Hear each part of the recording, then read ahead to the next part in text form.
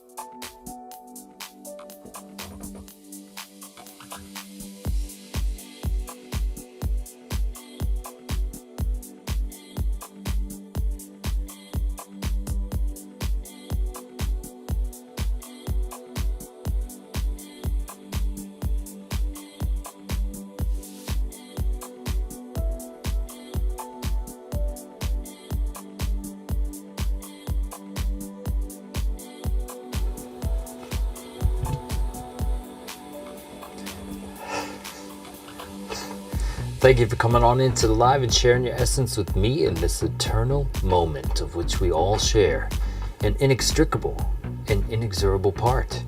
Thank you for doing your part, for coming on in each and every day, and we'll do the same without wasting a single second of your time. Bada bing, bada boom, we go. And Bitcoin got a move to the upside from beneath the 618 level, coming back up to some daily support and resistance levels. What are these levels and why did I mark them where I did? Well, I factored in daily wicks, but mainly where a lot of touches on daily time frames occur. And here you have a place on June 7th 2022 where we dropped down out of this, and we had some May 10th and May 11th 2022 levels of resistance and dropped down out of this level. And if we go back even further in time, we go to 2021, these levels of these wicks touching this level here, and then also wicking up into this level and getting rejected down to this level before we came back up.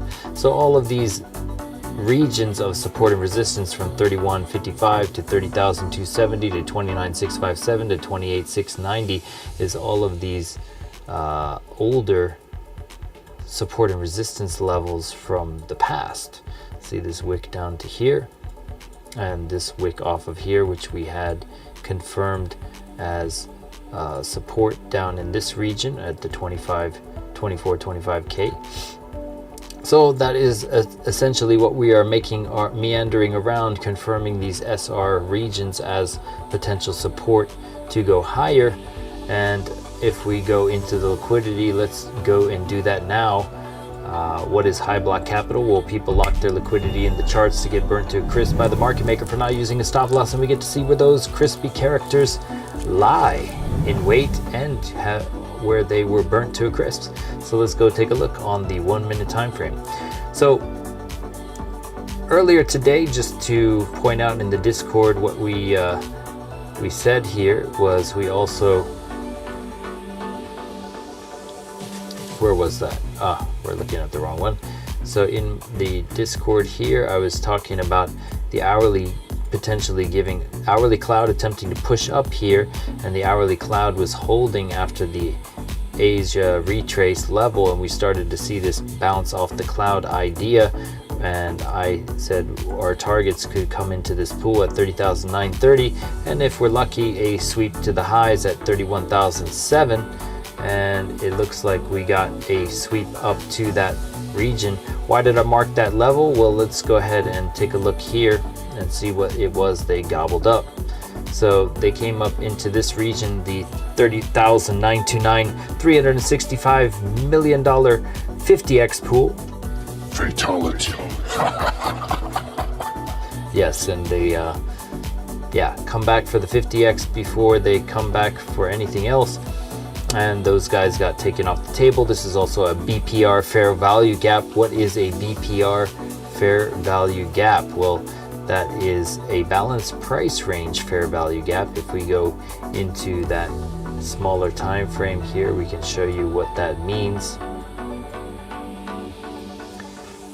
If we use the free fair value gap indicator, we were talking about this earlier today, the fractal break imbalance fair value gap liquidity void. Here it will draw it for you, but realistically speaking, if we go to lower time frames, you'll see it was traded differently in those time frames too. So looking into that, basically from this level of this wick, so coming into this wick here, whoa, puts you at that 30,902 region. So this fair value gap could have been recovered up to this balanced price range, dropped down suddenly on the 5 minute candle, and they retraced back into it.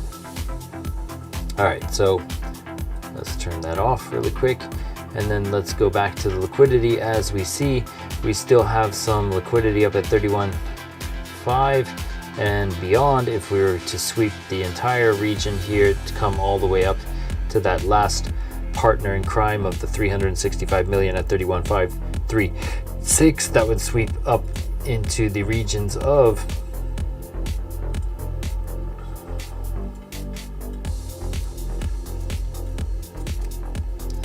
the absolute highs. Are we going to see that, or are we going to succumb to the resistance here and start to make our way down? This is 3 hits to the high, the power of 3s. We went over it before. We'll show you some examples of how that occurs and where you get those kind of reactions of 3 hits to the high. So here's an example. We went over this before it occurred too. We had a trend-based fib level here and the 236 entry model, and we had 1, 2, and 3 hits to the high, and then that was confirmed as resistance to the downside. So if you are going to see reactions of those, you see that with the power of 3s in a certain range or resistance level, and then you get that potential shift to the downside. So if there is a place to short, it would be in this top of the range zone. We have been consolidating for the last 9 days. Let's confirm that to be true. There's basically 10 days coming that we're consolidating. We're also entering a holiday for America. The banks are now closed early today in honor of 4th of July tomorrow.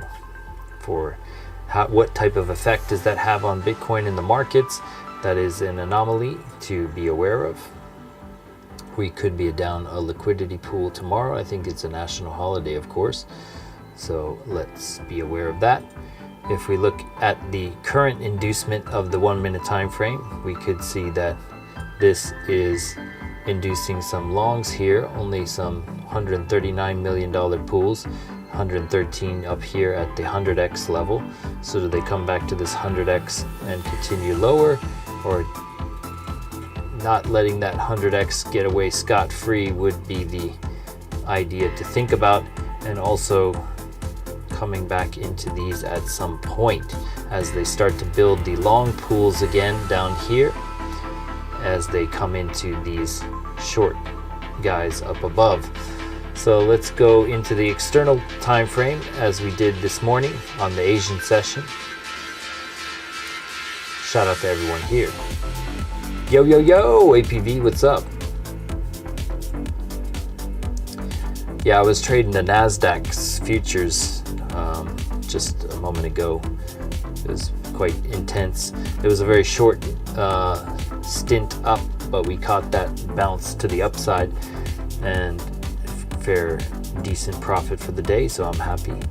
So if we look at the current 7-day time frame, we could be coming back into that 31.7 region. We did talk about coming up into this sweep of the highs idea, coming back into this region. If you come up into the 32K, you do have that external liquidity to contend with as well on the 2-year. So if we start to break these highs and break those regions, then you could expect us to come into the 32K and beyond. This is where we saw the 32.7. There is $40 billion up in the 31.7 region. So if we come into this, if we just powered into this, we could come back into the 31.7 region to clear those guys without hesitation.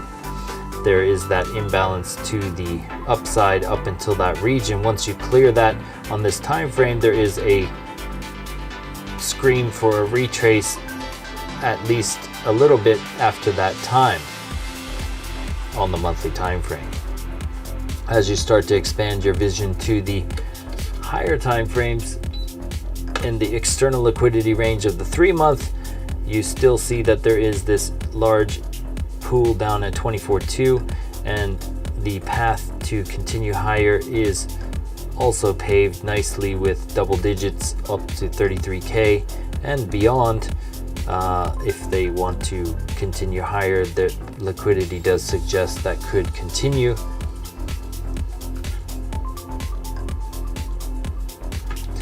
If you look at the 6-month, you start to see the liquidity stacking below and above. Also does have $100 billion pool at the 32.1 region.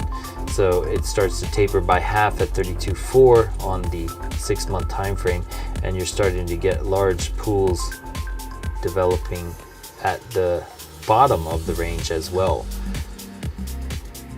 If we start to go to the 2-year time frame, that's when you start to see the thick bands appear above, and you see this $450 billion pool all the way up to 33.2. Do they start to spawn some divergence and eat into this in similar fashion as they ate into these pools here, and then decided to shift and leave behind some at 24.4? They don't always take everything. So do they come back into this and decide at 32.8, for example, that they've had enough, and then start to come down into these pools because the bands are getting mighty thick below too? So if they come up into these regions, they come up into these regions at some point, they spawn some divergence into the liquidity and decide to take it lower at that time. As it stands right now, you have 17 billion at 30K and 37 billion 29.2, 30 billion at 28.8. On the external range, you got 49 billion at 31.6, 92 billion 32 even, 159 32.4, and 145 32.8, 156 billion at 33.2, and 110 at 33.6. So the entire range to the upside is paved in the path of narrative structure to continue higher if it so chooses. Do they do a fake out, spawn some liquidity grab, stop out a lot of the shorts on the external range, spawn some divergence, and then start to make their way lower? there is potential there. We are now going back above 31K. Let's go take a look into the charts and see where we're heading.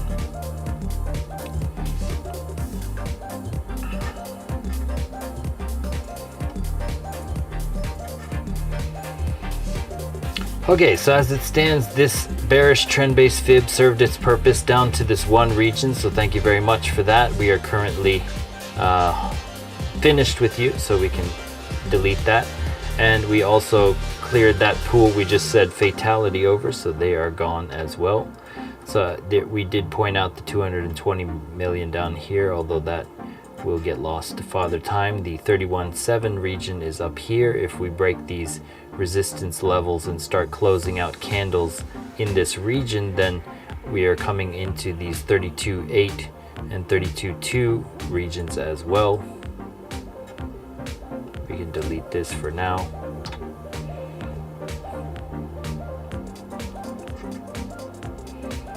We did get that 25 wick down there at 29.5.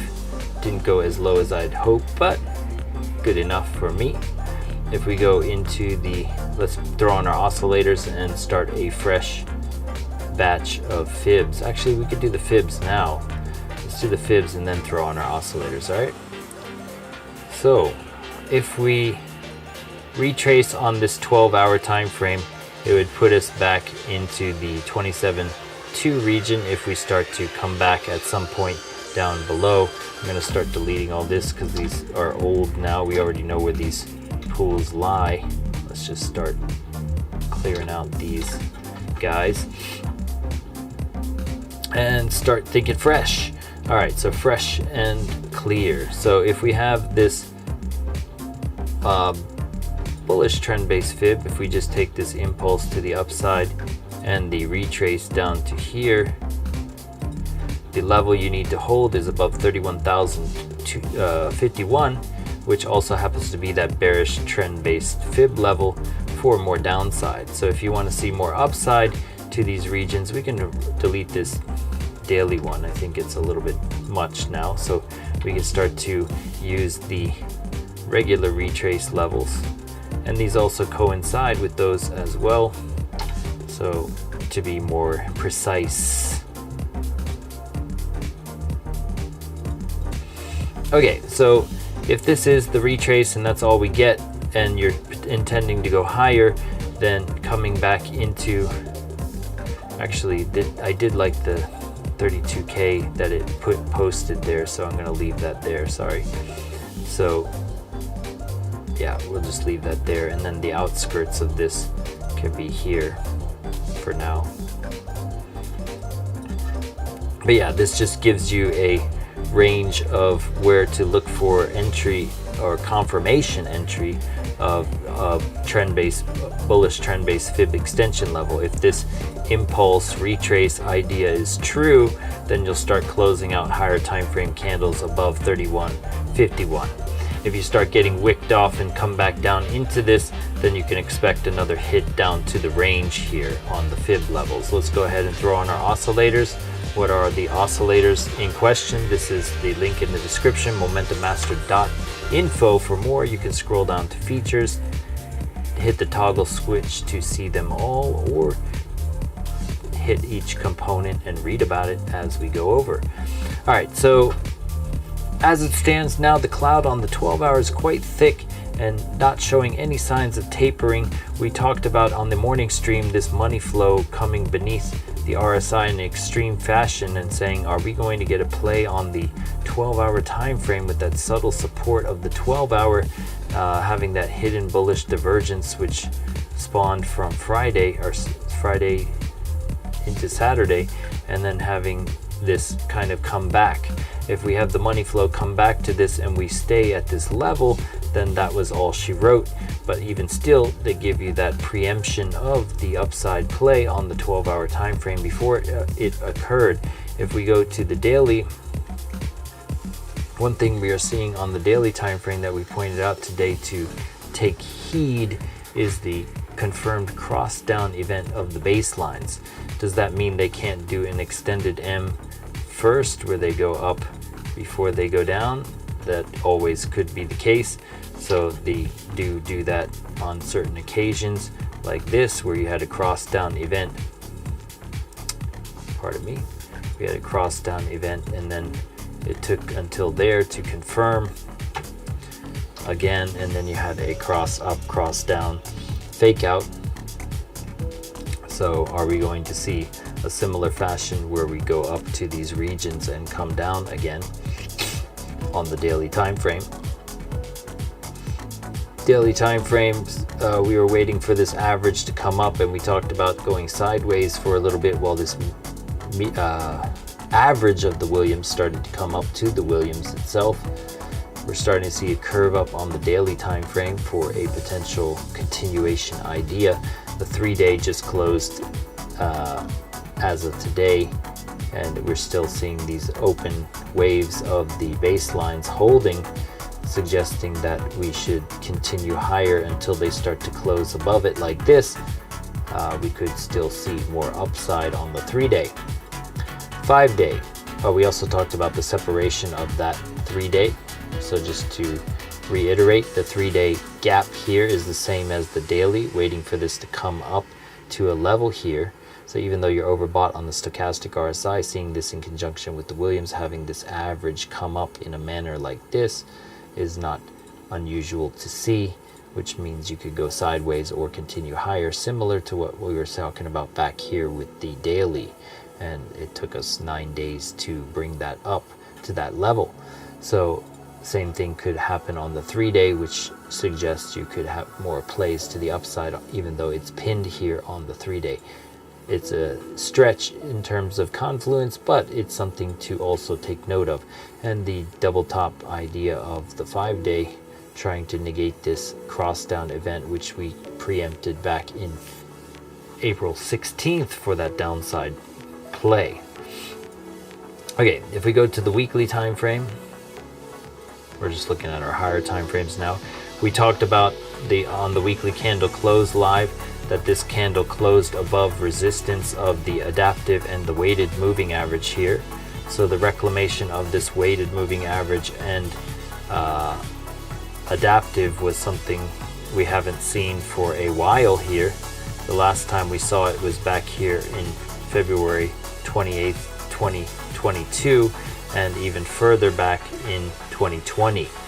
So seeing this confirmation on the weekly time frame could pit us up in these regions for some higher time frame plays. Just something to think about on the weekly time frame. Baselines are still wide apart, and we are closing candles above them as we speak. So let's go into the medium time frames of the 22 and beyond. All right, so 22-hour time frame holding the upwards area of this Keltner channel for some days now. The ATR is coming up to the top of the cloud here. We're starting to see the momentum waves open up here, and the money flow is coming above the RSI as we get into overbought status on the RSI, and this stochastic coming up as well towards the daily candle close. The candle close will be the signature of whether this will be closing above the 236 for more upside or getting rejected into a sell-off wick to continue down lower. Are we going to have a green week or a red week? That is the question of the hour here. Looking for some bearish divergence as well as we go into the 12-hour time frame. The 12-hour just getting started, as we said, with this money flow coming back in. Rainier preempted that 4-hour push up here, with the 4-hour looking in a similar fashion. Noticing these deviations between the money flow and the RSI are something to note, which is why we overlay them as such. And seeing this hidden bullish divergence hold on the money flow is something also to note as we come up here on the 12-hour time frame.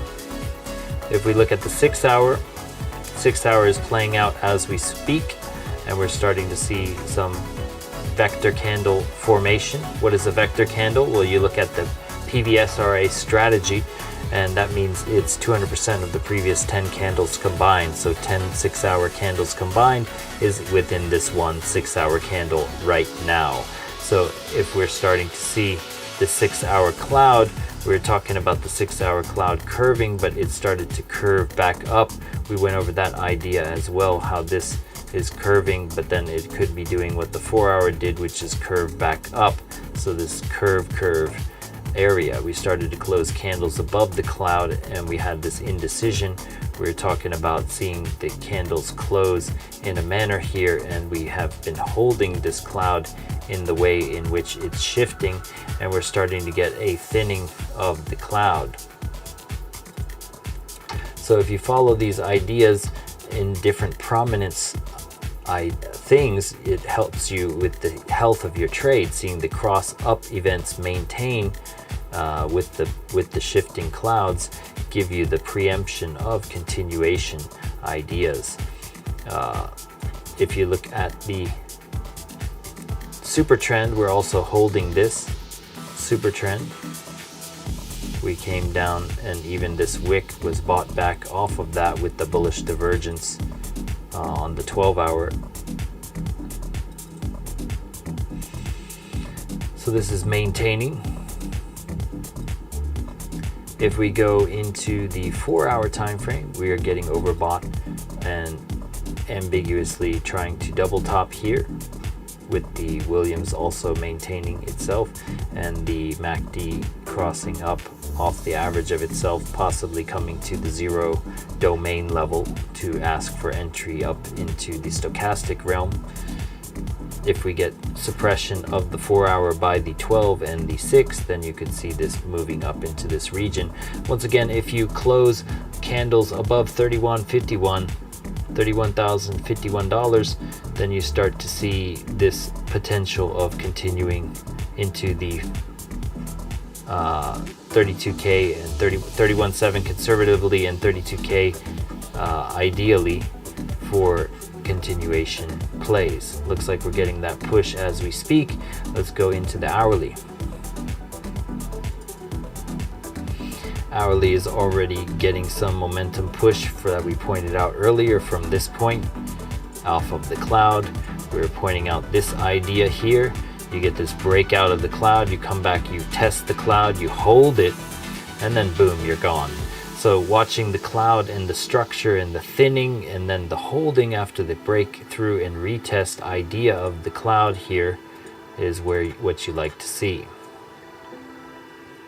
Okay, so I've been noticing they do this like pump, and then they dump it, and then they bring it back up again. So they do this pump, they dumped it, and now they're bringing it back up again. So it's all fractal in nature. So if I go to these lower time frames, it's going to look exactly like this thing.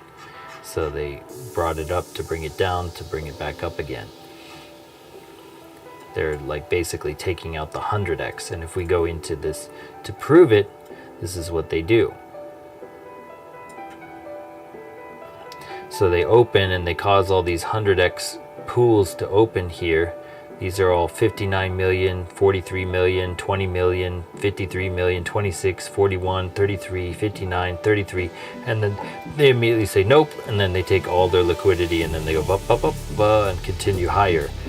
Don't mind me, 100x, and they just take all those 100x guys who refuse to pay themselves up here. And yeah, the breakout traders, if you will. And so that happened here too. Same kind of inducement. Oops. Here. So they induce them, and then they come back, boom, and then they induce some more, and then they came back, boom, into these guys. And then they did the same thing by inducing the shorts and then coming back into the shorts. And this is all about what V-shaped recoveries are about. So as it stands right now, you got this thicker band of noodles looking to be slurped up to that 31,582 level of that pool 536. I don't know where we got the 35.7 region by basically looking at the external range. So coming back into that external range, So earlier today when we were doing the Asian update, we talked about how Asia, if they pump it, they fade it into London. So we were looking for that fade. And then when we saw that fade and that holding into the New York Open, and then we saw that reclamation of the cloud on the 1 hour, we gave that update to you guys about that continuation idea. Also, you would get these stochastic alerts to your phone. This was also holding nicely. You had a bunch of stop loss hunting over the Monday, false move Monday idea coming into the weekly close. And yeah, it looks like we're just going to continue up to this region at a bare minimum. No reason why to stop as of yet. The money flow is beneath the RSI here, suggesting we could go higher.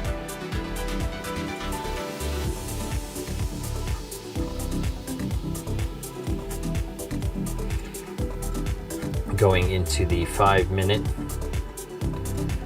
you see more of these historical alerts. I like to leave the history on.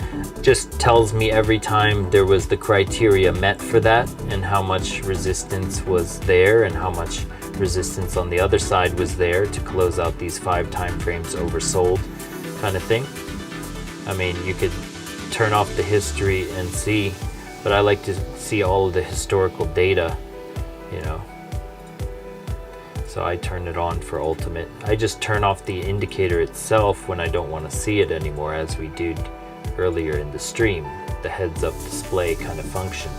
And yeah, so these 5s had you at hello. They're pretty good. 5 levels, 5 time frames oversold on 32 different indicators gives you that indication of continuation. If you just take those at face value, a lot of the time we did take those at face value, and they were pretty profitable in our logs in the back testing for 6 months that we did on these things. So yeah, these held pretty nicely on the higher time frames. And if you go to the hourly, it was holding on hourly time frames as well. All right, so yeah, as we said, you got to start closing out some hourly and 4-hour candles in above these regions to start making some higher highs. If you cannot make these higher highs in this region, this is the power of 3s, 1, 2, and 3, and then this 236 level is not maintained, then you could come down lower. As it stands right now, it looks like we're getting the volume push to go higher into the range. Let's say what's up. 1 hour been making the moves. Yes, it has. Shout out to everyone here. So let's just see what they're pinging in right now, and then we'll take some questions from you guys.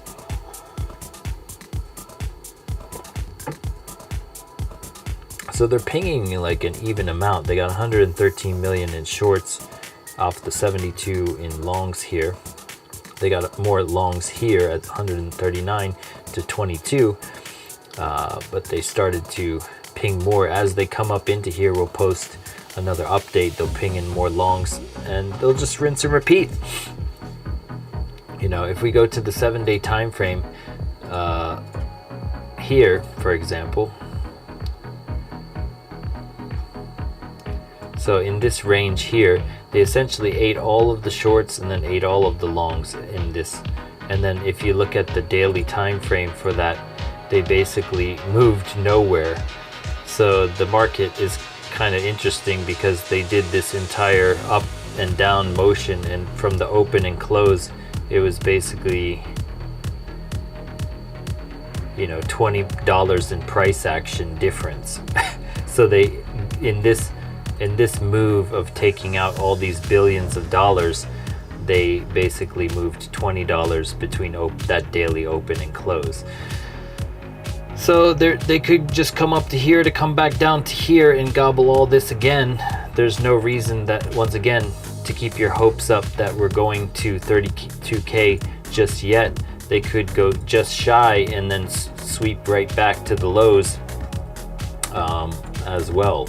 So always set your stops into profit and consider paying yourself as you go. It doesn't have to happen immediately if they don't ping the liquidity just yet. But that's where we're looking. Let's go see how NASDAQ fared for the close So we caught this little bounce, this wick to the upside here.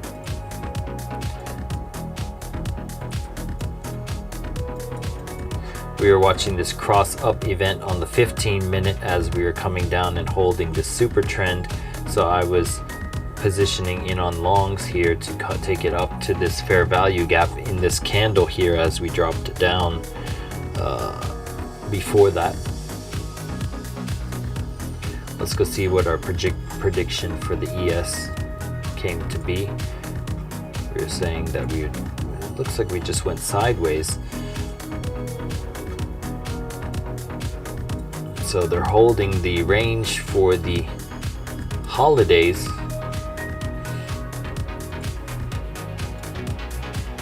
Not coming down to the region just yet. Let's reassess this.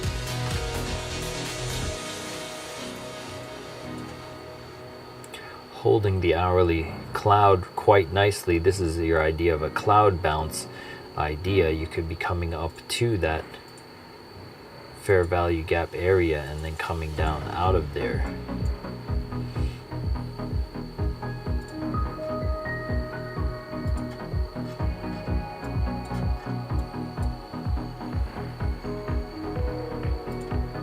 DXY starting to retrace down into the zones.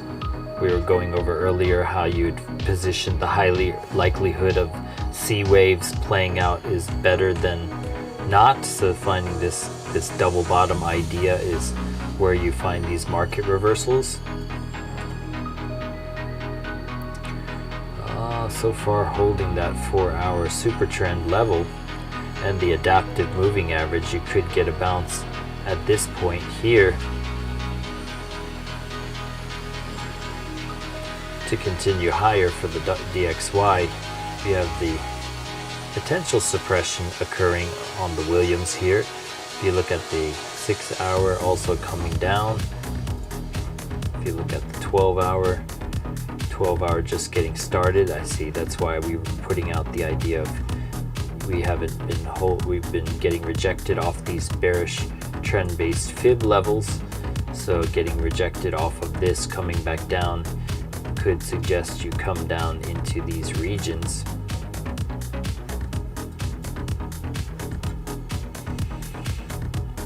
On the 12-hour time frame. So that's what we're looking at on the 12-hour.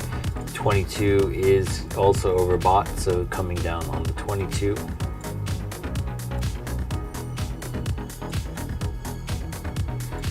And if we go to the daily on the DXY also getting overbought on the daily. The Williams could push it up some more, and you're also getting that cross up event on the daily time frame, which could cause us to, if we close daily candles above this, to come up from a point here.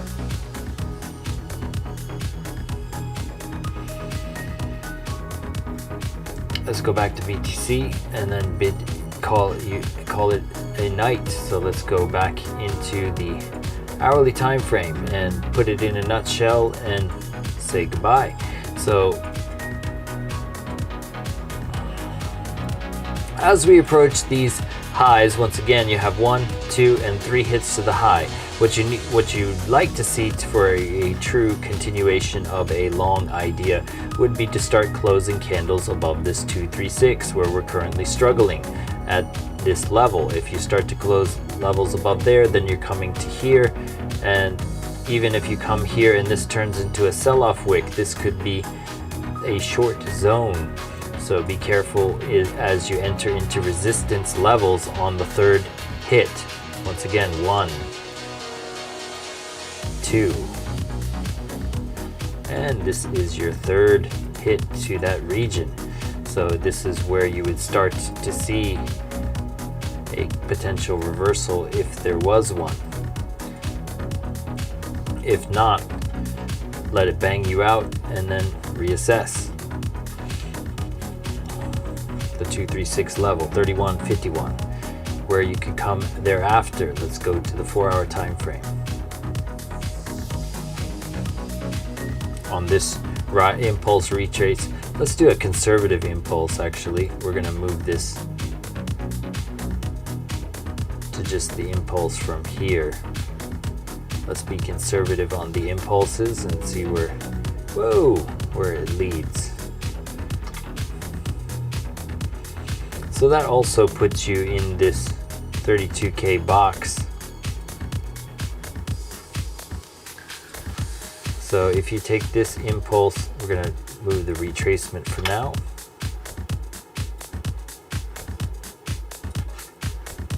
So if you take this impulse from technically here, let's just do it from the bottom to the top to the bottom.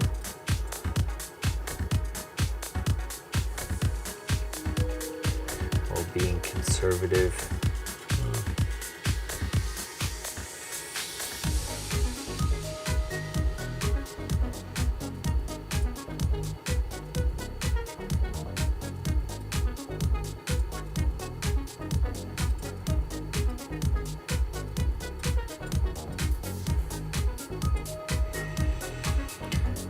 30,692.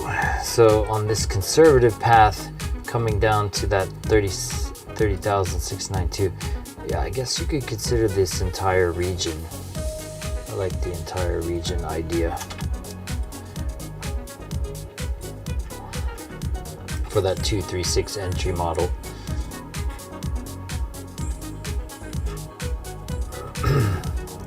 All right, so you got 1 hour and 57 for the 4-hour cloud. The 4-hour candle rather. The 4 hour is ambiguously acting in a way to reset stochastic data, or to use the stochastic data in its favor to continue higher without getting overbought, by the looks of it, by being ambiguous. The hourly time frame getting overbought here, although the money flow is beneath the RSI here. Getting some buyback wicks and the strength of the cloud suggesting you could continue to this region.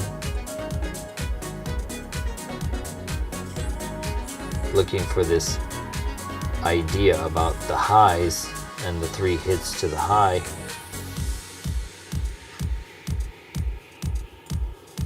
Conservatively 31.7 and bullishly on daily time frames and weekly time frames up to here for those external liquidity ranges. All right, well, that's my story and I'm sticking to it. I'll have some, looks like a BART, no? Yeah, I was putting out the BART idea this morning too, because essentially, let's go back to the liquidity and give you that one instance of where this is starting to appear on the 3-month and the 6-month.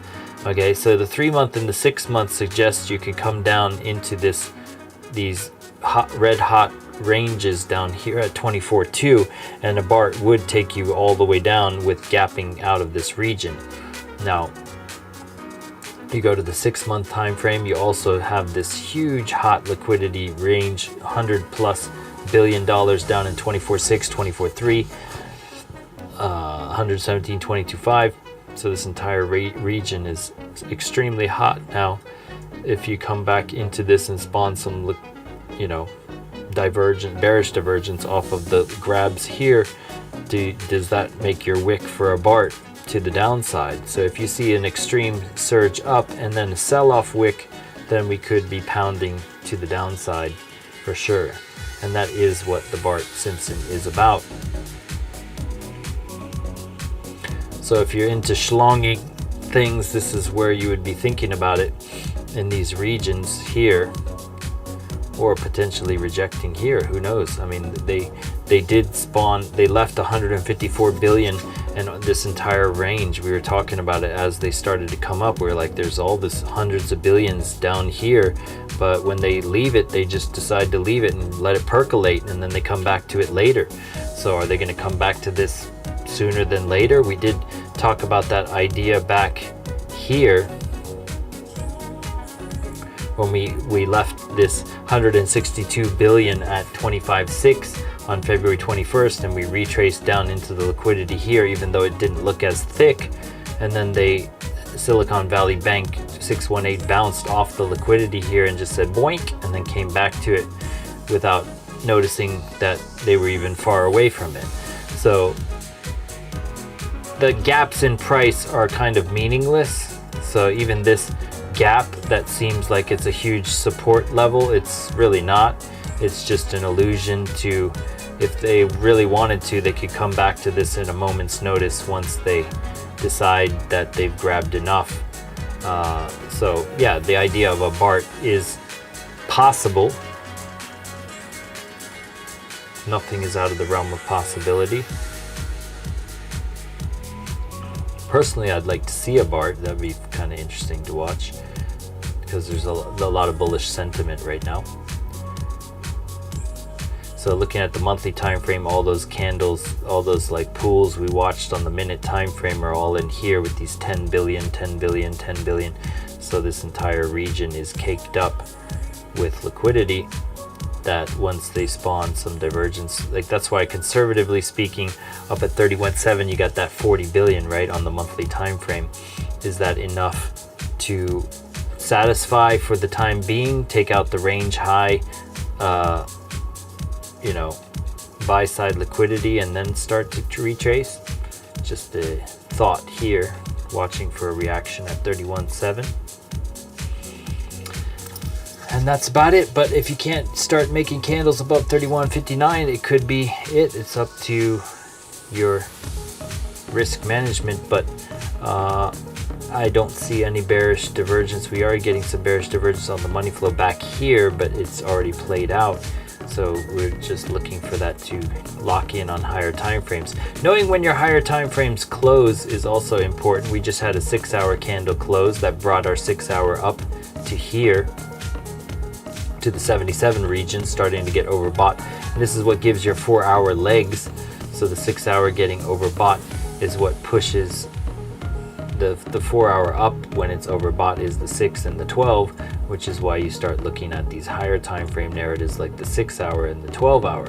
So the money flow beneath the RSI here on the 6-hour continues. This is not insinuates this is not over, as well as the 12-hour money flowing back in like here after the hidden bullish divergence on the money flow here. So this looks like it could just keep going on the 12-hour time frame. So I wouldn't be so gung-ho just yet. Protect yourself at all times.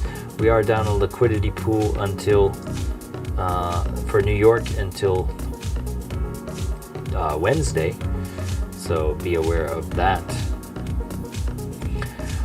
All right, ladies and gentlemen, I must bid you adieu. Thank you very much for coming on into the live and sharing your essence with me in this eternal moment of which we all share an inextricable and inexorable part.